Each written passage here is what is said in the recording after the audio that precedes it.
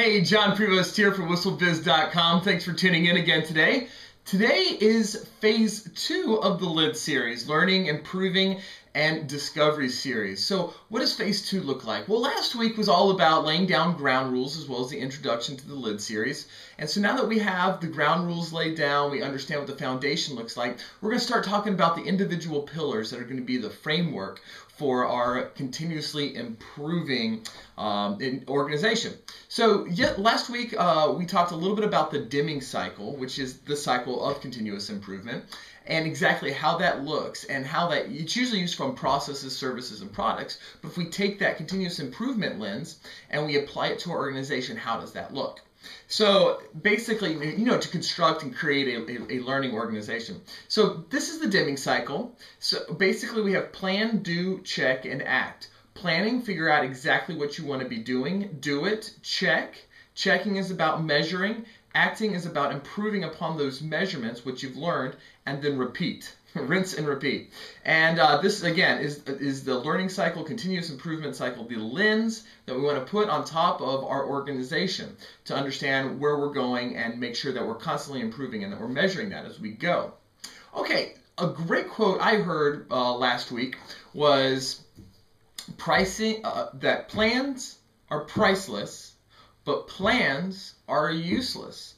So planning is priceless, but plans are useless. What is that trying to say to us? Well, it's interesting. It's trying to make a shift for us. It's trying to help us understand that planning and plans are very different. The art of planning is very different than the art of following a plan. When we're engaging in planning and going after planning, we have to realize we need to ask the right questions, and that's where the richness and the importance of planning come from. Who are the main players in this work? What are our objectives? What are the risks? What are the dependencies? We have to ask those to familiarize us and get us all on an objective footing as we attack an objective. But realize that plans are fallible, and not only fallible, but they're stagnant. They're not like humans. They're not like us that are learning and getting better every day. They're only as good as how good our perspective was when they were initially lined out. And what happens so often is organizations get mesmerized by the map and forget about the destination, right? They fall in love with the plan.